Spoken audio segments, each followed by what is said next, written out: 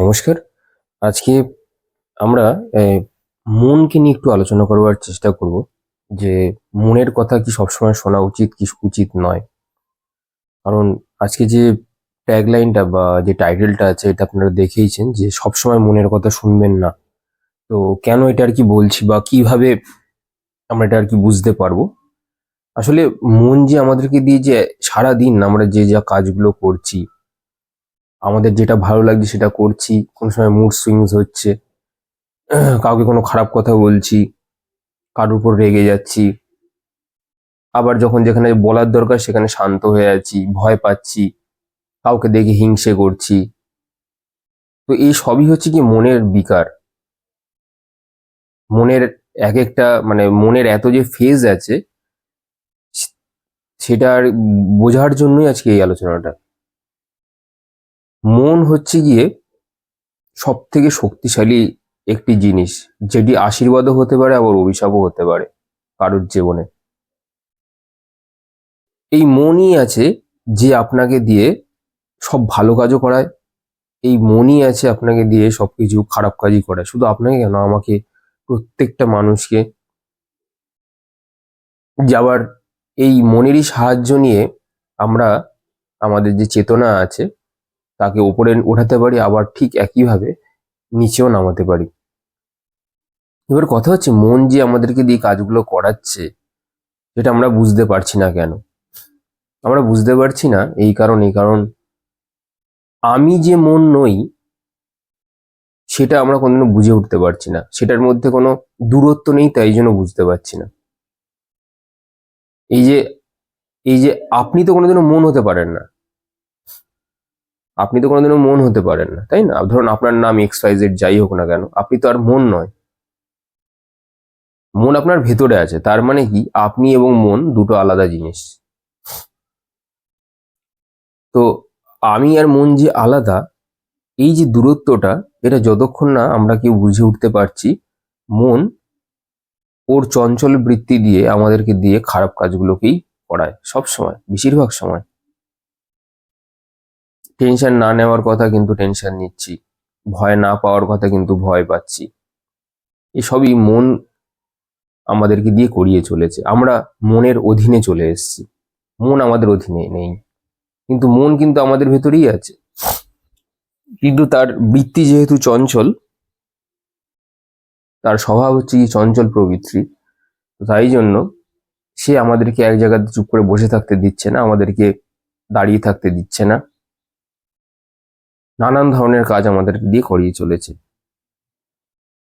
বাড়িতে যদি ঝামেলা ঝগড়াঝাটি হচ্ছে, তো নিজেও আমরা প্রচন্ড তারস্বরে খুব চেঁচাচ্ছি। খিদে পেয়ে গেছে, হয়তো মাকে বলেছেন, মা খাবারটা দিতে দেরি করেছে, তখনও তার সাথে লেগে গেছে আপনার ঝামেলা। তো এই যে মন যে আমাদেরকে দিয়ে যে কত কিছু যে করায় তার কোনো ঠিক ঠিকানা নেই। আর ভয় তো আছেই, মনের মধ্যে সবচেয়ে বড় জিনিস হচ্ছে কি আমাদের ভয়। মনের অলংকার হয়ে গেছে, এটা এখন আমাদের মনের অলংকার হয়ে গেছে ভয়। এই মনকে সোনাও পরানো যেত, সোনার মতন উজ্জ্বল জিনিসও পরানো যেত যদি মন স্থির থাকতো। কিন্তু আমাদের মন যেহেতু স্থির নয়, অস্থির, তাই জন্য মনের অলংকার হচ্ছে ভয়। লোহার গহনা যাকে বলে, ওকে সোনাও পরানো যায় যদি মন যদি স্থির হয়। তো আমাদের মন তো স্থির করবার আমাদের কোনো সময় নেই, আর মনকে আমরা দেখিও না যে আমাদের মন কি চাইছে। ধরুন আপনি বসে আছেন, আপনার এখন ইচ্ছে করছে একটা মিষ্টি খাবেন, ইচ্ছে করছে, ইচ্ছেটাকে যদি দেখতে পারেন এবং 2-3 মিনিট যদি দাঁড়িয়ে যান বা অপেক্ষা করে যান, তাহলে দেখতে পাবেন সেই ইচ্ছেটা কিন্তু এলো, এসে আপনার উপর হাবি হলো, তারপর আস্তে আস্তে সেটা নিজেই ডিসপার্স হয়ে চলে গেল। তো তার জন্য অনেক সময় লাগবে, ধৈর্য লাগবে, প্রত্যেকটা সময় অত্যন্ত অ্যাওয়্যার থাকতে হবে, তবেই গিয়ে আমরা মনকে দেখতে পাবো বা বুঝতে পারবো। কিছু কিছু সময় মন আমাদের সাথে উল্টে গেম খেলে। মানে ধরুন আপনি অনেকদিন ধরে জব ধ্যান করছেন, আপনার মনটা শান্ত হয়ে গেছে, স্থির হয়ে গেছে বলা ভালো আরো। তো আপনি তো যেই মুহূর্তে মনে করলেন যে মনটা আমার তো স্থির হয়ে গেছে, আর কোনো খারাপ কর্ম আমার দ্বারা হবে না, তো তখনই এমন কিছু আপনি ভুল করে বসবেন, নয় আবার আমরা রেগে যাব, নয় এমন কিছু করে বসবো যেটা দ্বারা আমাদেরই ক্ষতি হবে। রাগ করে ফেললে সে ক্রোধ, ক্রোধ থেকেই আবার শোক আসবে। তো এটা আর কি চলতেই থাকে। তো এই যে মনকে কন্ট্রোল করতে গিয়ে এই যে যত দেখবেন বেদ শাস্ত্র লেখা হয়েছে, কি লেখা আছে ক্রিয়াযোগে, যে যোগগুলো আমরা আছে মোটামুটি সবাই জানে। ভক্তি যোগ আছে, কেউ কেউ জ্ঞান যোগ আছে, কারো কারো কর্মযোগী হয়, কেউ কেউ আবার আপনার রাজযোগ আছে। তো এগুলোর মধ্যে দিয়ে সবাই কম বেশি যায়। যে ভক্তি যোগ সে ভক্তি দিয়ে করে, চেষ্টা করে। ভক্তি মানে সে একটা তার যে ইষ্ট দেব দেবী আছে তার প্রতি আর কি পূর্ণ সমর্পণ করে রাখে তার মনকে, অন্য কোথাও ডিস্ট্র্যাক্ট হয় না। সে মনকে কিন্তু দেখুন সে কনসেন্ট্রেটেড করে রাখার চেষ্টা করছে, যাতে মন মানে দিগ্ভ্রান্ত না হয়। যে জ্ঞান যোগী সে জ্ঞান চর্চা করে। যে জ্ঞান যোগী আপনি দেখবেন তারা অফিস টফিস যেখানেই থাকুক না কেন, যেই জায়গাতেই থাকুক না কেন, তারা নিজেদের মনকে বোঝার চেষ্টা করে। তারা এমন না যে তারা কোনো বেদ পড়ছে, পুরাণ পড়ছে, এরকম কোনো ব্যাপার নয়। নিজেকে অ্যানালিসিস করে, কারণ নিজের উপর যদি কেউ টাইম রিসার্চ এগুলো যদি করে, সেখান থেকেও তার জ্ঞান উপলব্ধি হয়। এরকম অনেক যোগী আছে যারা কিছুই পড়েনি, পড়তে জানে না, কিন্তু জাস্ট চোখ বন্ধ করে সারাদিন বসে থাকতো, সেখান থেকেই তাদের জ্ঞান লাভ হতো। তো যেটা আপনার ক্ষেত্রে হয়নি, সেটা আপনি বলছেন যে এটা পসিবল নয়, সেইটা আবার অন্য অন্য লোকের ক্ষেত্রে। এবার যে ধরুন কর্মযোগী আছে, সে সমস্ত কিছু কর্ম করছে কিন্তু কোনো ফলের আশা করছে না। ঠিক আছে, কাজ করছে, কাজ করে যাচ্ছে, তার যেটা করবা সেটা কিন্তু সে করে যাচ্ছে, যেটা যেটা যেখানে যেখানে খুশি করবা সেখানে করছে, কিন্তু কি হবে সেইটা কিন্তু সে আর দেখছে না। এইবার ধরুন যারা রাজযোগ রাজযোগ করে, রাজযোগটা হচ্ছে কি ক্রিয়াযোগের মধ্যে পড়ে। বিভিন্ন ধরনের অভ্যাস মানে ধ্যান, প্রাণায়াম, এগুলোর কথা লেখা থাকে, হঠযোগ, এগুলো সমস্ত কিছু থাকে রাজযোগে। তো তারা যেভাবে আর কি করছে, এই সমস্ত কঠিন প্রক্রিয়ার মধ্যে দিয়ে তারাও যায়, যথেষ্ট কঠিন। তো সেখানে শারীরিক অসুবিধাও তাদের মধ্যে হয় দেখা যায় রাজযোগের ক্ষেত্রে। তো সবকিছু করে তাদের উদ্দেশ্যটা কি হচ্ছে, এই যতগুলো যোগ বললাম, এই সমস্ত যোগের একটাই উদ্দেশ্য হচ্ছে গিয়ে মনকে বিকারগ্রস্ত করা, বিকারগ্রস্ত থেকে মুক্তি দেওয়া, বিকারগ্রস্ত থেকে মুক্তি দেওয়া, মনকে ফ্রি রাখা। এই অনেকে দেখবেন আমাকে ইয়েতে বলে, যাদের কেতু বা চন্দ্রমা যুক্ত থাকে, মানে কেতুর সাথে চন্দ্র থাকে, সেটা যে ঘরেই থাকুক না কেন, সবাই খুব মানে প্রথম জীবনে এদের প্রচুর টেনশন থাকে, মানে এদের হচ্ছে সবকিছু অল্পেতেই খুব টেনশন। কিন্তু এই যোগটা কি শেখাতে চাইছে, এই যোগটা শেখাতে চাইছে কেতু হচ্ছে কি মুক্তি। ঠিক আছে, কেতু যেখানেই থাকবে মুক্তি দেবে। আর চন্দ্র হচ্ছে কি মন, তার মানে মন থেকে মুক্তি পাওয়াই হচ্ছে কি আপনার কাজ। যার চন্দ্র কেতু একসাথে আছে তার হচ্ছে মন থেকে মুক্তি পাওয়াই কাজ। তার কাজই, তার ফোকাস রোজ ঘুম থেকে উঠে একটাই উদ্দেশ্য থাকা উচিত, যাই হয়ে যাক না কেন মনকে ফ্রি রাখতে হবে, বেফিক্রি যেটাকে বলে। যাই হয়ে যাক না কেন সেদিকে আমি ধ্যান দেব না, আমার যে কাজটা আছে সেটা আমি করে বেরিয়ে যাব। আর হচ্ছে গিয়ে কেতুর কাজ হচ্ছে গিয়ে চেনও ব্রেক করে। তো কেতু চেনও ব্রেক করতে সক্ষম। এবার কথাটা হচ্ছে কেতু চন্দ্র যাদের একসাথে আছে, তো হুম তো ব্যাপারটা হচ্ছে গিয়ে কেতু যেহেতু চেনও ব্রেক করতে সক্ষম, যে কোনো চেন ব্রেক করতে কেতু সক্ষম, তো মনের চেনও ব্রেক করতে কিন্তু কেতু সক্ষম। কিন্তু কথা হচ্ছে গিয়ে আপনি কি সেটা অ্যালাউ করছেন নিজের মধ্যে? যদি আমি একটাই কথা অনেকদিন আগেই বলেছিলাম, যে কোনো একটা ধরুন গ্রহের বা ৩টে গ্রহ বা ৪টে গ্রহের কম্বিনেশন দেখে একটা মানুষকে কোনোদিনও জাজ করতে যাবেন না। তো প্রত্যেকেই প্রথমে ধরে নেয় যে জিনিসটা খারাপ, মানে একটা যোগের কম্বিনেশন আছে মানে সেটা খারাপ। একটা কয়েনের একটা দিক কেন আমরা দেখছি? একটা কয়েনের তো দুটো দিক হয়, সেটা আমরা অনেকে চলতি ভাষাতে হেড অ্যান্ড টেল বলি। তো একটা মানুষ যদি একটা জিনিসকে নিতে, ধরুন আপনার কাছে একটা কম্বিনেশন আছে, ধরুন এই এই কি কম্বিনেশনটা নিয়ে আলোচনা করছি যখন, এটা নিয়ে মনকে নিয়ে আলোচনা করছি যখন, মনকে নিয়েই বলছি। মনের সাথে কেতু আছে, চন্দ্রের সাথে কেতু আছে। তো তখন নয় আপনি সারা জীবন ছোট ছোট জিনিস নিয়েও চিন্তা করে যাবেন, সারা জীবন সারা জীবন এটাই আপনার লাইফস্টাইল হবে। আর নয় তো আপনি সারা জীবনই পুরো ফ্রি থাকবেন। ভাবুন তো কত বড় জিনিস। এই জন্য আমি এই যে যারা বলে অ্যাস্ট্রোলজি, এই জন্য আমি দেখি না, মানে অ্যাস্ট্রোলজি মানে আমি নিজে কেস স্টাডির জন্য আর কি নিই, কিন্তু পার্সোনালি কনসালটেশন বা এই সমস্ত পয়সা টয়সা দিয়ে এই সমস্ত জ্যোতিষ টতিষ করা, এগুলো আমি পছন্দ করি না। কারণ আমি ওভাবে বুঝতে পারবো না। তাকে আমি হয়তো জিজ্ঞাসা করতে পারি, তার জীবন অনেক কিছু দেখবেন এই অ্যাস্ট্রোলজিটা যতগুলো আছে মেলে না তাদের অনেক সাথে। কারণ হয়তো আপনি বাড়িতে হয়তো পুজো পাঠ করছেন বা হয়তো ধ্যান করছেন, কোনো একটা কিছু করছেন, সেটা সেই প্র্যাকটিসটা ধরুন আমি জানি না, কুষ্টি থেকে সেটা বোঝা সম্ভব হয় যে আপনি এগুলো করেন কি করেন না, অবশ্যই হয়। কিন্তু কথাটা হচ্ছে কি, সবাই আবার সেটা করেও না। অনেকের কুষ্টিতে আছে, সন্ন্যাস যোগ আছে, সে দেখুন কোথাও না কোথাও নেশা করে পড়ে আছে, নিজেকে বুঝতেই পারেনি কোনোদিনও। তো এই জন্য আমি দেখি না।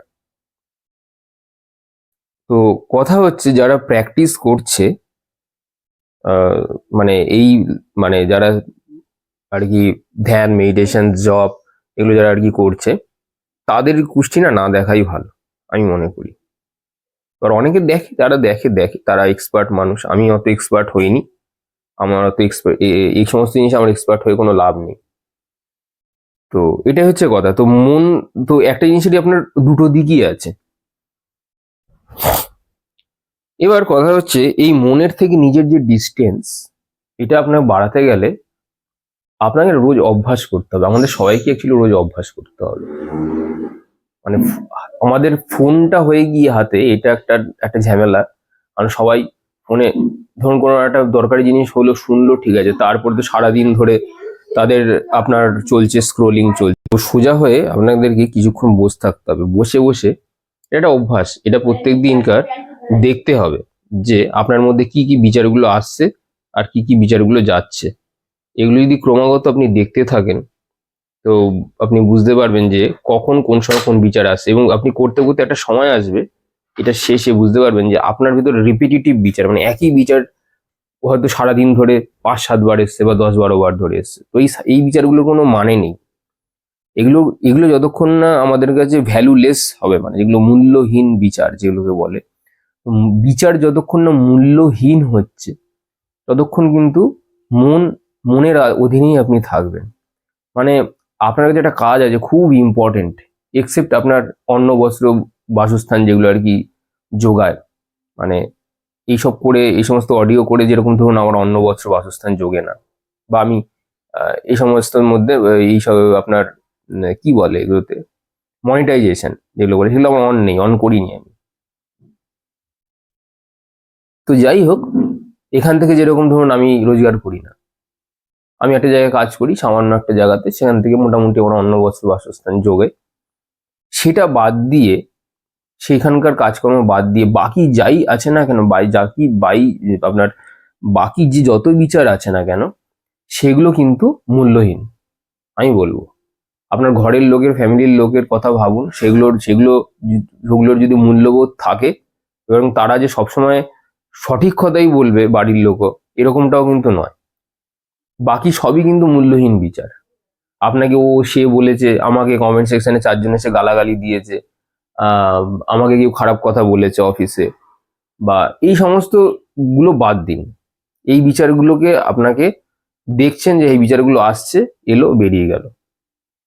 তো এই সমস্ত নেগেটিভ বিচার, তো এই নেগেটিভ বিচারগুলো কাটতে কাটতে কাটতে একসময় আপনি ঠিক ভেতরটা আপনার খালি হয়ে যাবে, এবং পজিটিভ বিচার এমনিতেই আসতে শুরু করে দেবে। কিন্তু সেটার জন্য আমাদেরকে প্রচুর সময় দিতে হবে।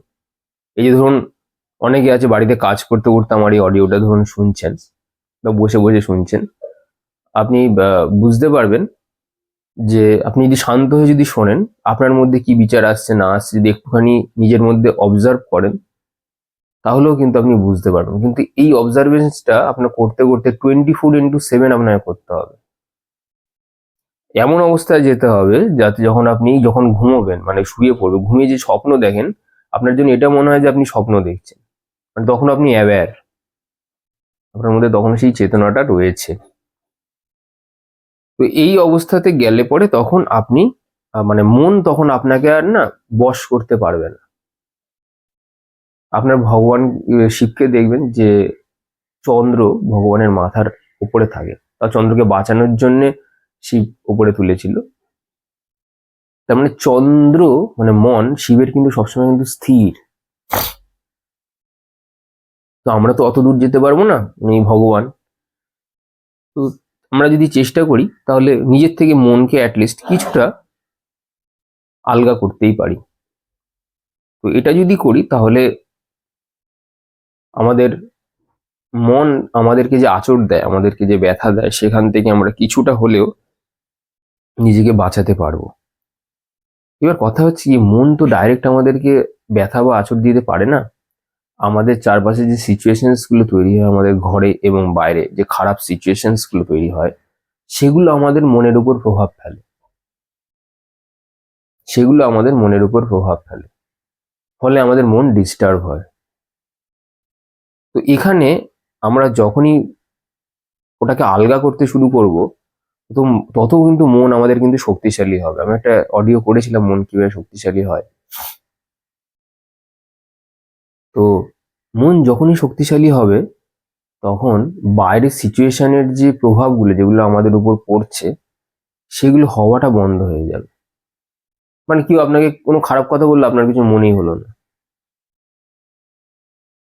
আপনার কোনো একটা জিনিস হারিয়ে গেছে বা হলো না, আপনার আপনার মনের মধ্যে কোনো প্রভাব পড়লো না। এটা তখনই হবে যখন আমি দূর থেকে আমার মনে আসা যে বিকারগুলো, সেগুলোকে আমি অবজার্ভ করতে পারবো প্রতিনিয়ত। এবং অবজার্ভ করতে করতে মন সেই বিকারগুলো নষ্ট, সেই বিকার আর কিছু থাকবে না। যখন থাকবে না তখন মন হয়ে যাবে শক্তিশালী, তখন আর কোনো কিছুই নেই, ফাঁকা, শূন্য। এই শূন্যতাটাই হচ্ছে মনকে আমাদের শক্তিশালী করে। মানে মনের বাইরে থেকে যে আসা যে প্রভাব, সেগুলো আমাদের উপর অত ছুতে পারে না। এবার মনের অবস্থান কি আমি অনেক আগেই বলেছি। অনেকে বলে মন আমার হৃদয়ে রয়েছে, হৃদয়ে মন থাকে না। মন হয়েছে যেহেতু চঞ্চলতা, সেটা হচ্ছে গিয়ে আমাদের দুই চোখের ভুরুর মাঝখানে অবস্থিত, যেটাকে আমরা আজ্ঞা চক্র বলি। ওখানে অ্যাকচুয়ালি মন অবস্থিত থাকে। নর্মালি ওটাই মনের ঘর, নিজের ঘর। এবার মন কোনো সময় যখন নিচে নামছে, একদম নিচে, তখন আপনার কাছে উল্টো পাল্টা চিন্তা ভাবনা আসছে। মন যখন উপরে উঠছে তখন আপনি ঈশ্বরের নাম করছেন। ব্যাপারটা হচ্ছে এটাই। এবার কথা হচ্ছে যে পরিণত যোগী, তার মন অ্যাকচুয়ালি একটা সময়ের পরে আর মণিপুর ছেড়ে নাবে না। মানে সে যখন পাকা হয়ে গেছেন, ব্যাপারটার মধ্যে অভ্যাস করতে করতে করতে সেই জায়গাটাতে একদম ধাতস্থ হয়ে গেছে। তো এটা হয়, এটা আপনার করতে করতে অনেকে চলে আসে। তো ঠিক আছে, আজকে আমরা এটা নিয়ে আলোচনা করলাম, মন নিয়ে আলোচনা করলাম, যে সবসময় মনের কথা শুনবেন না। আশা করি আপনারা ভালো থাকুন, সুস্থ থাকুন, এই কামনা করি। ধন্যবাদ।